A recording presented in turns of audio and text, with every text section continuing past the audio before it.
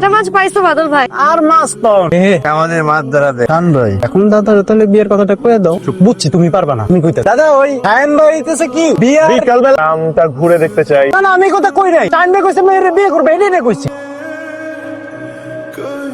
আর মুখ ঢাকতে হবে। ওই যে যেদিন দুজনে মিলে পান খেয়ে তোর কথা বলছিল না, আমি তো সেদিন থেকেই জানি আমার মেয়ে তালুকদারের বাড়ির বউ হবে। এটা তো আমার মেয়ের জন্য সৌভাগ্যের ব্যাপার। তোর জানি ছেলে হিসেবে খুব ভালো, আমাদের পছন্দ হয়েছে। আলহামদুলিল্লাহ। আসসালামু আলাইকুম। আমি অপেক্ষা করতেছিলাম। আরে আমার জন্য অপেক্ষা করার কি আছে? তোমরা তো কথাবার্তা চালান, এরপরে হেনে কেন? তালুকদার চাচার নাতি, ওর সাথেই তো মেয়েদের বিয়ের কথা হচ্ছে।